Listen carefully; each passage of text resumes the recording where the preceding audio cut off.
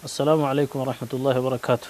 دعوتك تي في هبلتن بكم أجرتن هندتي نجين ربي تقول إيسا مرتين إيسا سن الراه جراته جدا سجنتا سنا شننجبه دبتا تره عرم يا ربي جده لولا إجار سيتوبيا أمياتي في شننجبه كنجد ولا شننجبه كم تره هلا كمين سمته لولا يروسنا إجار سيتوبيا أميا akkuma beekamuga lola sana kan gaggeessaa ture mata naftanyaati. Naftanyaawwan bifa adda addaarraa walitti ijaarame kutaalee Oromiyaa bakka baay'ee irratti gaggeessaa ture. Yeroo ijaarsa jalqabaa sana keessa keessuma naannoo 1880 keessa mootummaan bifa sadii wayitiin akka jiru beekamaadha. Inni tokko Yohaannis ture. Yohaannis akka hoogganaa olaanaa wayiitti kan beekamu.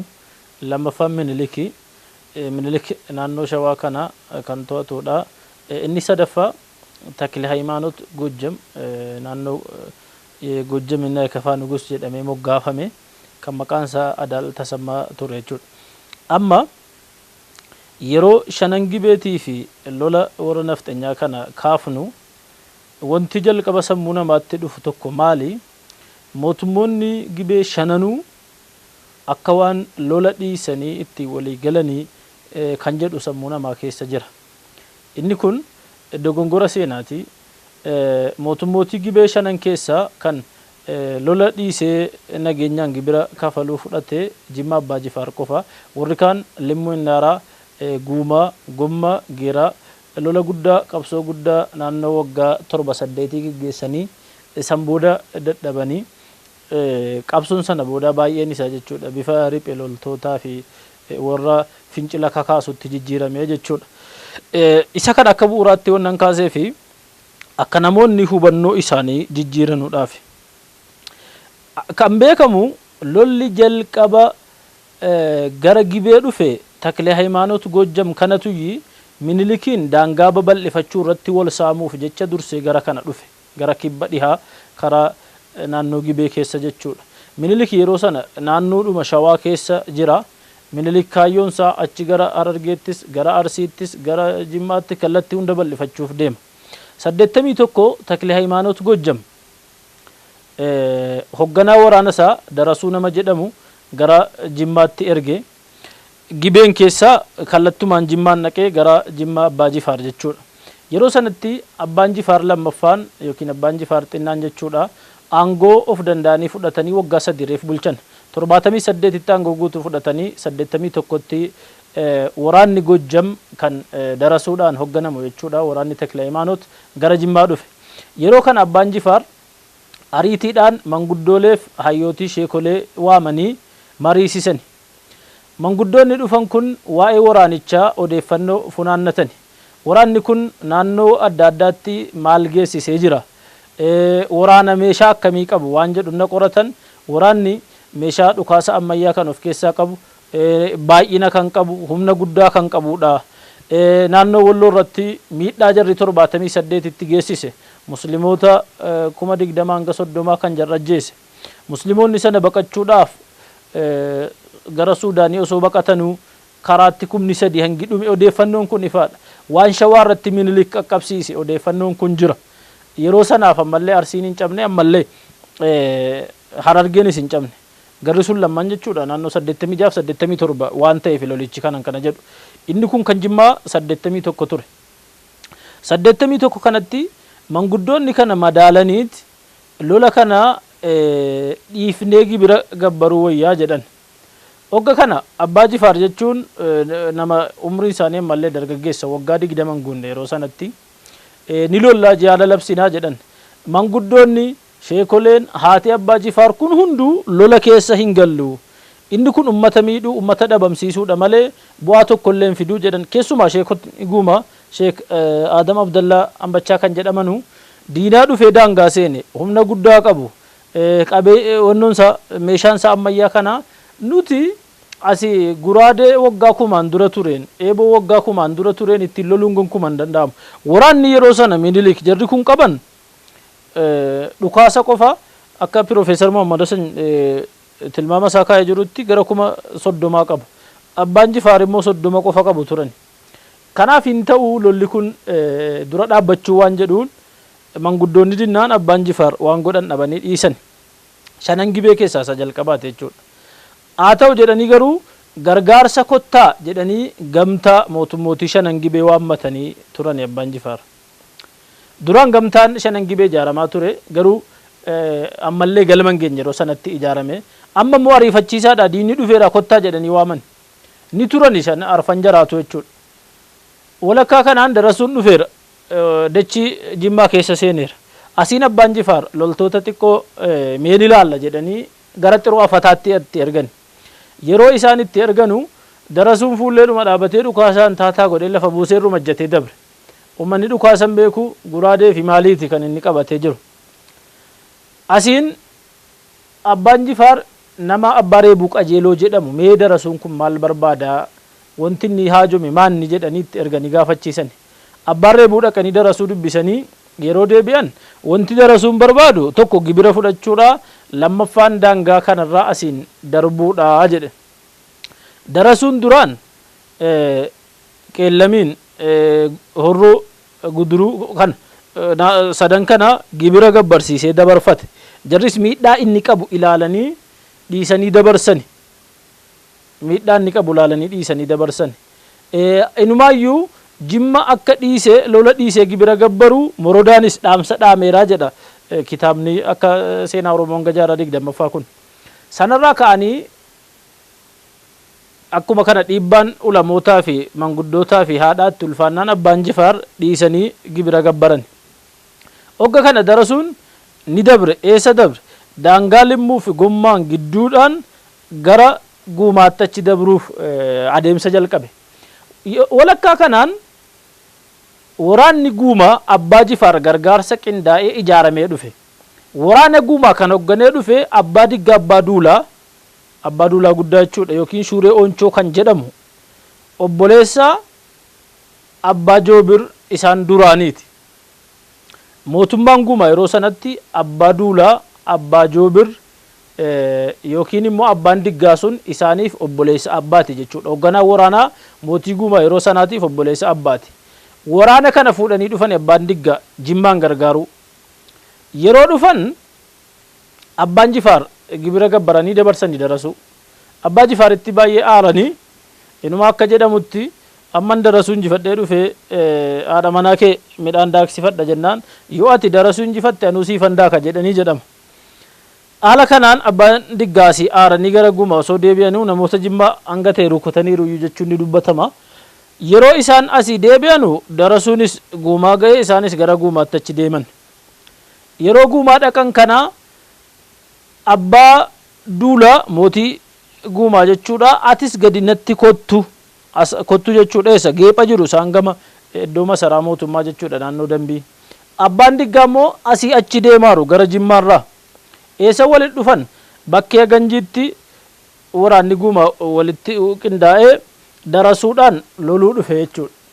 Darasuun akkuma siniin jedhe hogganaa waraana Taklee Hayimaanoot isa Gojjamii Taklee Hayimaanoot Gojjam kanatu Adaal Tasammaa jedhama. Dogongorri kitaabni uumu asirratti Adaal Tasammaa hogganaa waraana Minilik wayii godhee dhiyeessa yeroo sanatti akkasii miti dogongora kun. Lammaffaa dogongorri bakka kanatti uumamu mootiin guumaa yeroo sanaa abbaa duulaa lammaffaa yookiin abbaa duulaa xinnaadha malee abbaa Joobir hin turre. Abbaan Joobir sana dura du'ani bara 1854 keessa waan akkasiiti. Amma waraanni darasuu hogganaa lola Taklee Hayimaanootii fi abbaa duulaa gidduutti geggeeffame. Waraanni kun ganama kan jalqabe hanga galgalaa geggeeffame lubbuun qaaliin meeqatti kafalame namoonni hedduu dhumanii akka tilmaama kitaaba adda addaarra jiru yookiin barreeffama Sheekh Saafii Abdurrahmaan majlisa duraanirra jiru irratti namoota 6,000 muslima 6,000tu achitti dhume. Beekamtoonni kabajamtoonni ummata guumaa gara 6,000tti tilmaamamantu dhume. Hayyoonni bebbeekamoon hoggantoonni abbaan duulaa mootiin guumaa ni du'an. Abbaan Diggaa hogganaa waraanaa ni du'an. Namoonni bebbeekamoon achi keessa turan ni du'an. Gaafa san haa du'an malee diina warra waraanaa ammayyaatiin dhufeyyuu hedduu fixaniiru. Diina jaraa akka manguddoonni tilmaamanii natti manitti garii 850 ol akka waan fixaniitti tilmaama natti himan. waraanni kun achitti geggeeffamee hogga ka'u guma baay'ee miidhame hayyoota qabu hoggantoota qabu gootota qabu baay'ee dhabe jechuudha lola sanarratti maal ta'ere darasuun guma irraa gibira funaannatee gabra godhee hedduu miidhee osoo inni jedhu odeeffannoon kun minilikiin bira ga'a odeeffannoo maal jedhu leeqaan guduruun horroon gibira gabbare jimma abbaan jifaar gibira gabbare mootiin guma abbaan duulaa hogganaa waraanaa abbaan diggaa du'e jechuu darasuun bakka shanan kana jechuudha shanan gibee keessa mootummaa lamarraa gibira fuudhe duuba qeellam keessaa jechuudha qeellamirraa achi guduruurraa horroorraa gibira fuudhe jechuun hogga dhagahamu minilik darasuu waraana Gojjam asirraa ari'uudhaaf Goobana Daaccee erga kallattiidhaan Goobana Daaccee bara 1881 muddee dhuma jechuudha muddee jechuun akka lakkoofsa Awurooppaatti isa dhumaati amajjiin ji'a tokkoffaadha jechuudha barri haaraan 82tti seenuudhaaf kan ka'e dhufee naannoo gibee qaqqabe naannoo gibee seenee jalqaba 1882 darasuu as naannoo gibeerraa guumayirraa ari'e darasuu guumayirraa ari'ee gara buunnootti darbe darasuun gara buunnoottis isa hordofee deeme Goobana Daaccee waraanni Goobana Daaccee kan darasuurra waan caaluuf inni baqatee achi gara Imbobboo deeme Taklee Hayimaanoot hoggana mootiin Gojjam yeroo darasuun baqachuu fi gibira Goobana Daacceetti akka jiruun kennee bahuu dhaga'u aaree minilikiin loluudhaaf Gojjamirraa qindeeffatee ka'e minilikis hogga kana dhaga'u waraana isaa qindeeffatee Goobana Daaccee waliin ta'ee darasuu fi Taklee Hayimaanootiin loluudha amma Taklee Hayimaanoot dhufee darasuu wajjin ta'e minilik shawaarraa ka'ee dhufee Goobana Daaccee wajjin ta'e achi gara Coomaanitti achi darbanii bakka Imbobboo jedhamu irratti lolli gidduu minilikii fi Taklee Hayimaanoot Gojjamitti geggeeffame lola guddaa ulfaataa lamaanuu meeshaa ammayyaa dhukaasa Awurooppaadhaa sila Oromoon rukuti muslimaan rukuti jedhamee itti kenname kana walit dhukaasaa oolanii booda waraanni Gojjam injifatame Taklee Hayimaanootis ni booji'ame darasuunis ni booji'ame amma minilik shawaa qofaa miti Gojjamiinis cehee kafaas to'ate jechuudha amma eenyuun qofate minilikii fi Yohaannisiin qofatti gale jechuudha mootiin jala nafxenyaa yeroo sanaaf biyya qabee jiru minilikiin akkuma jirutti itti fufee sinuu beektu Yohaannis naannoo 1889 gaafa mahadistootaan jarri Sheek Xalhaa Jaafar gaafa asii baqatanii Suudaanii galan waraana qindeessanii gaafa achi matammaatti deebi'anu Yohaannisii wallolanii Yohaannisiin morma isaa muranii fuudhanii geessanii muuziyeemii Kaartum keessa kaanii ammayyuu achi jira jechuudha muuziyeemii Kaartum keessa dhumti zaalimoota dhumti warra nama miidhuu aqibaan isaa kanuma ta'a haa ta'u yeroo sanaaf nama miidhaa turan amma Goobana Daaccee egaa jara sana injifatanii jedhanii bilisa jara sana bilisa baasanii Taklee Hayimaanootiinis darasuus hogganaadhuma waraana adda addaa goggodheetii ergate minilik jechuudha gaafa guuma itti duuluu dhufan Adaal jechuun maqaa durreeti gibirrisii hantuuta kan jedhe abbaa diggaa yookiin Shuuree Oonchooti kan yeroo sana hogganaa waraanaa ture lammaffaa Adaal yeroo sana mootii Gojjam sana yookiin Taklee Hayimaanoot isa Gojjam sana malee minilikii yookiin hogganaa minilikiin turre kan minilik booda dhiifama godhee fi baasee jedhee eega naannoon kun dadhabee jedhee bilisa godhee hanga ta'e hidhamee maal jedhee kee bilisa ta'e naannoo adda addaa deemee bulchuu jalqabe haala kanaan Goobana Daaccee achi as deebi'e waraana kana geggeessee xumuree ka'e jechuudha yeroo as deebi'u amma lolli guddaan eessatti hafee minilikii fi yookiin Goobana Daaccee fi limmuun gidduudha lolli yeroo dheeraa fudhate ummanni jilbeenfachuu dide naannoo gibee keessatti ummanni nafxenyaa kokkee qabee okkollootti ta'e ummata limmuuti kan guumaa yeroo tokkichatti humni cimaan itti bobba'ee ummata kana miidhe nama hedduu fixe lolli guumaa wamti jirus mana keessaa qulqullaa'ee gadi bahee iddoo tokkotti dhume kan limmuu garuu akka sana iddoo tokkotti walitti yaa'ee iddoo tokkotti hin dhumne bakka adda addaatti ummata nafxenyaa kana innan asiin dhufee jedhee bakka tokkoon bowwaatti gadi haru bakka tokkoon bishaanitti gadi haru lolli adda addaa ulfaataan kan geggeeffame limmuun keessatti. Lolli jalqabaa limmuun keessatti kan geggeeffame jireenitti ture. Jireenitti kan geggeesse Gobanaa Daacee yeroo naannuma Imbobboorraa ka'u asiin darbee gara Hadiyyaa osoo hin deemin limmutti goree ba'e. Ofii isaatii hedduun lollee soddaa isaa yaaddessaa kan jedhamudha kan inni limmutti erge. Limmuun keessatti naannoo jireen bakka masaraa Abbaa Bogiboo lammaffaa yookiin xinnaa jechuudha lolli geggeeffame. Lola kana keessatti uummanni limmuu qophiis qabaa, gootummaas qabaa, bakka itti dhokatanus ni beekaa naannoo isaa waan ta'eef warra nafxanyootaa dhufe kana bifa bifaan isa kaan bishaanitti taree, isa kaan xiyyaan maaliin rukutee baay'een isaanii dhumanii lolli sun hin milkoofneef hedduun isaanii ni dhuman jechuudha. Lolli 82 jalqabe sun hin dhaabbanne ammas bifa adda addaatiin itti fufee sadarkaa mootiin jalaa dabee Abbaan Bogiboo xinnaan warri hamma riphee loluu fi akka nafxanyaan hin seenne to'atu riphanii bakka qabatanii loluu jalqaban. Booda walitti nagoomsina kottaa lola wayyu ulfaateera warri kun naannoo adda addaa to'ataniiru waan jedhu jaarsummaan jalqabamnaan Abbaan Bogiboo sila gara Wallaggaa kan deemanii turan as deebi'anii dubbatamnaan angonkuma gibiran gabbaru uummanni kun nafxanyaa kana gibiran gabbaru ni didanii jennaan nama gantuudhaan naannoo 87tti dhihaatee summii nyaachisanii ajjeesani. Abbaan Bogiboo summii nyaachuu ofii hin baran warra gantoota isaan nyaachise kana achumaan dhukaasaan fixanii ofiifis summii kanaan du'an. Abbaan Bogiboo gaddu'an ilma isaanii Abbaa Olii Abbaa Bogiboo kan jedhamutu limmuun hogganuu jalqabe. Waraana Abbaa Bogiboo kana deebisee qindeesse meeshaa adda addaallee waan lolaaf ta'u walitti funaanee goototii baay'ee limmuun keessa jiran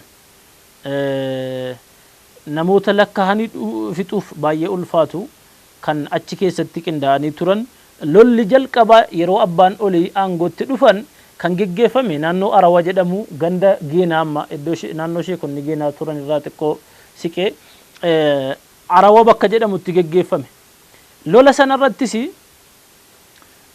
Mato Alaqaa maalii kan jedhanu kan warra nafxanyaa hogganee dhufe kan uummata limmuu kan hogganaa jiru Abbaa Olii Abbaa Bogibooti. Lola cimaa booda warri nafxanyaa ammas limmuun to'achuu hin dandeenye ni bahani gadhiisanii. Ammas bakka tokkotti naannoo Qephoo jedhamutti lolli gidduu nafxanyaa fi uummata limmuutti geggeeffame. Lolli akka kanaa xixinnaan an amma sadiin dubbadhe.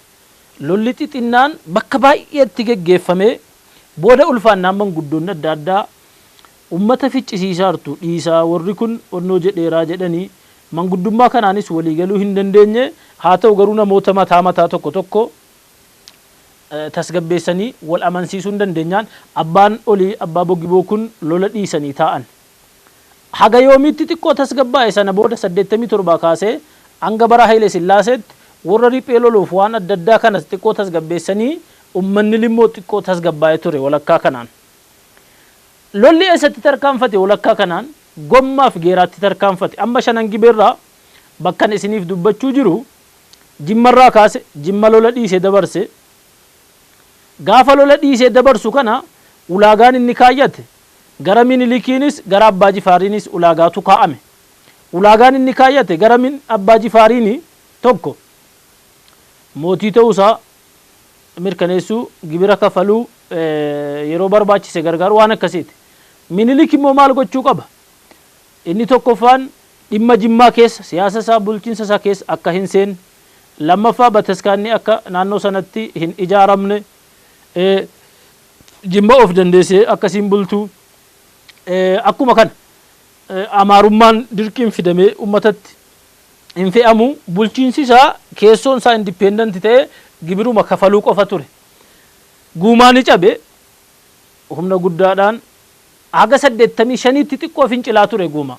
Yeroo 85 almost dadhabee dhaabbateera guuma. Kitaabni Yaasin haga 85 fincilaa ture jedha. Haga 87 limmu fincilee lolee limmu hedduu lolee yuga dhaabbate. Ala kana dhaabanu amma gommatti tarkaanfate lolli. Limmu keessaan gommattachi tarkaanfachuu danda'e. Yeroo gommatti lolli tarkaanfatu haala kamiin tarkaanfatee gaaffiin jedhu mootiin yeroo sana gommaan bulchaa ture abbaa duulaa abbaa qerephee jedhamu.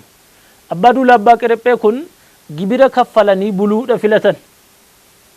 Ummanni gommaa immoo nuti gonkumaa naftanyaa hin gabbarru jedhanii morman. Ogga kana gootonni jiranuu fi ummanni gommaa gonkumaa ummata naftanyaa kana gabbaruu hin qabnu waan jedhaniif abbaa duulaa didanii jennaan abbaan duulaa limmuun deemanii hoggantoota Minilik nama lama fudhatanii dhufan. Warri isaan fidatanii dhufan tokko Bashaa Abbooyyeeti. Inni tokko Birruu Colleeti, inni tokko Bashaa Abbooyyeeti. Birruu Collee Bashaa Abbooyyee fudhatanii dhufanii ummata gommaa kana warra didee fincilee lolli gidduu jaraatii fi gidduu Amaaraa kana gidduu gommaatti geggeeffame. Gommaa asii achi lola warri naftanyaa daangaa limmuurraan as lolu lolli guddaan erga geggeeffame gootonni gosa adda addaa keessa gosa Innaraataarraa kan dhufanii gosa Baaltoo, gosa Harsuu, Beedinaa, Dagooyyee, Awaalanii, Innoqil warri gomma keessa jira jedhamu gootonni itti yaa'ee lola guddaa erga geggeessanii gootonni baay'een dhume kan gommaa. Gommas yeroo sanatti ammallee meeshaadhuma lolaa Guraadeessa waggaa 1,000tiin lolaa jira. Warri kun dhukaasa ammayyaa eessaa fudhatee dhufaa jira. Gootonni manguddoonni natti himanii jara akka Yaaddessoo Bundoo, jara akka Quxallaadhii, Qixxeessaa Gaalloo, Abbachoo Oolchaa, Saamaa Bariisoo, Bariisoodha. Warri kun warra yeroo sana lolaa ture. Eega jarri kun dhumanii gomma dadhabee ummanni jilbeenfatee warri kaan warri riphee lolu bosona galu wamta akkasii baay'ee dhaga. Kan gommaa kanarra darbanii geeraa seenani achittiin dhaabbanni. Kan sila gommaan dhufe Birruu Colleetii fi Bashaa Abbooyyeeti. Kan immoo geeraatti ol darbee hogganaa Bashaa Abbooyyeeti. Waraana fudhate kan geeraatti ol darbe. Yeroo jarri geeraa dhaqan 87 inni kunis 1887 geeraan Gennee Dagooyyettiitiin bulaa ture. Gennee Dagooyyettii kana waraana guddaas qabdi itti bobbaaftee ittiin loluu jalqabde. Haa ta'u garuu humni sun wal madaaluu hin dandeenye bakka Andaraacha jedhamutti lolli kan geggeeffame. Marsaa dura lola Andaraachaa irratti ummata geeraatu injifate. San booda marsaa lammaffaa humni naftanyaa dabalamee Bashaa Abbooyyee jala hiriiree geeraadhaan lolee marsaa lammaffaatti geeraan injifatamuu danda'e. Ummanni geeraa yeroo sanaa kaasee hogganaan jara Gennee Dagooyyettii kan turte gara mana hidhaa galfamtee manuma hidhaatti akka duuteedha kan warri seenaa dubbatu. San booda hogganaa sirriittuu osoo bakka hin buusin turanii isa kana yoo rabbeedhe sagantaa itti aanutti kan hafe dubbanna. Galatoomaa jazaakumullahu khayr. Assalaamu alaikum warahmatullahi wabarakatuh.